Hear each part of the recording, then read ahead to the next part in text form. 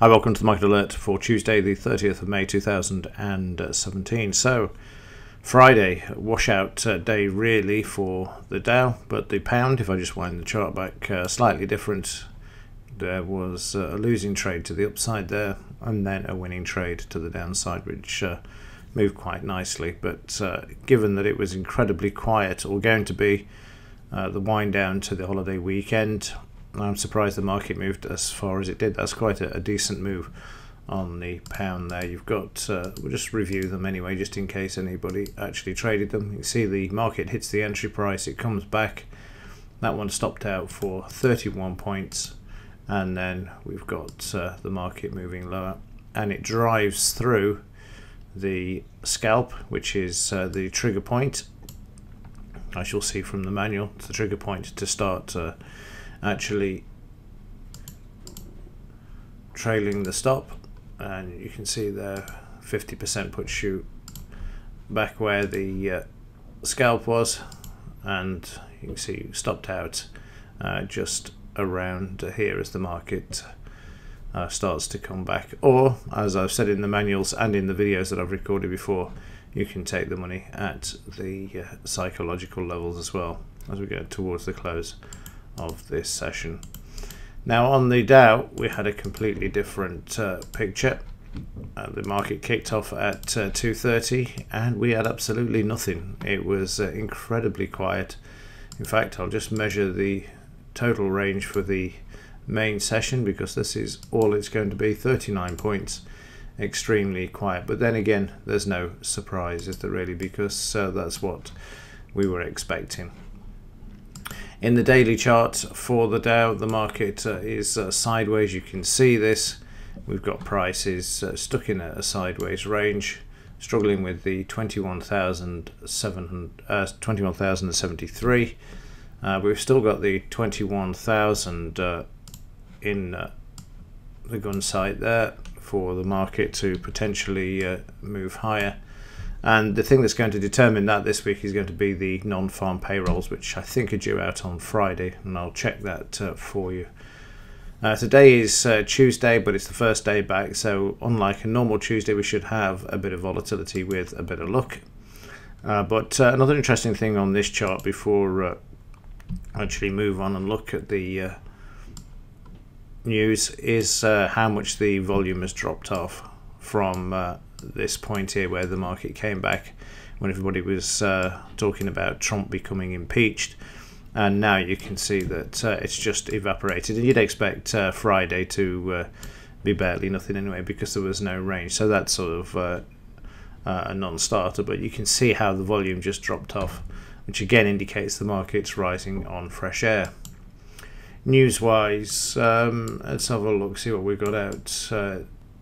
So there's nothing now that's really going to affect the pound, and it's just 3 p.m. where we've got the consumer confidence out at 3 p.m. This is a high impact news item, and also the crude oil figures, while I'm thinking about it, will be delayed by a day this week. They will come out on Thursday. Right, one other thing before we look at the implied volatility. No, actually we'll look at the implied volatility first. Let's just go to that. So yesterday I decided to have a look at this in more detail, and I've rescaled the chart, played around a bit, so you can see more clearly what's actually going on in the implied volatility. We've got the low down here at 792, which was made last week. We saw the market drop on Friday, which you'd expect, but it's interesting to see how that when we get down to these lows, the market will have a pullback, even if it's a minor one. You can see there it's not so minor.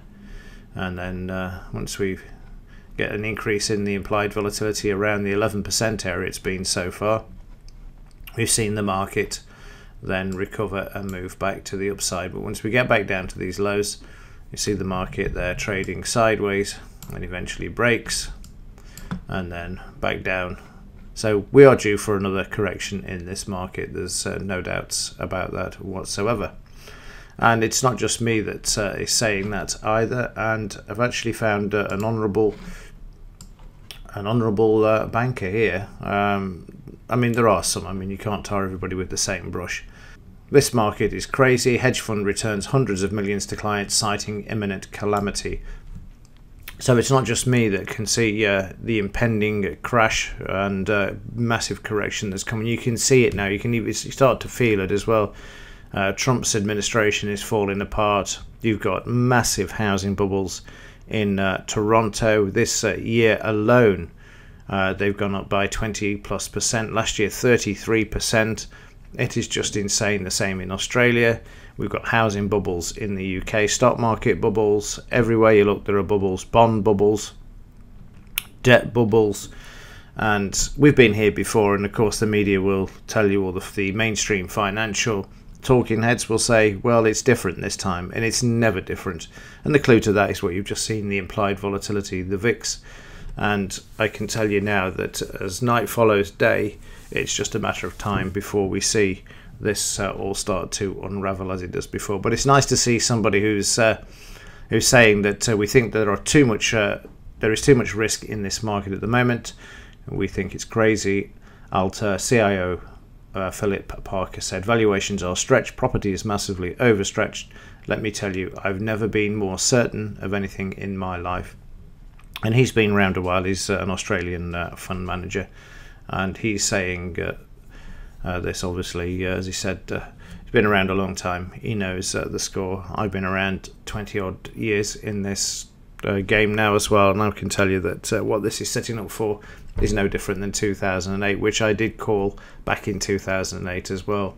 In those days it wasn't like it was, because there was no QE or anything like that. We had the bubbles from 2003 to 2008 thanks to the Gulf War, when Bush said go out and spend, and that's take your mind off the war and our criminal activities and go and spend. And they built up these massive asset bubbles, and then they all burst, and of course that led to the systemic mortgage fraud as well, the subprime. Now we're seeing the subprime in the auto market this time, and that's $1 trillion, so bigger than the banking system as well. Again, just type that in, $1 trillion subprime auto loans into Google and see what comes up.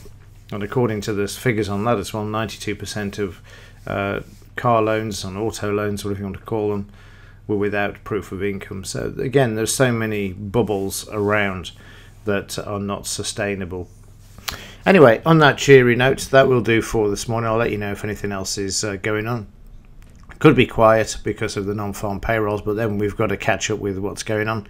And like I say, when I think it was Friday's market alert, the trader says, I don't know when this, I'm worried about when this actually goes, because it's going to go with a bang. I don't know about that, but certainly each day it makes you wonder as going forward. But there's certainly some fantastic trading opportunities to come. There's no doubts about that as we go through the summer and this starts to unravel. Right, that's it for me. I will see you in tomorrow's market alert or reporting. As ever, thanks for watching. See you in the next one.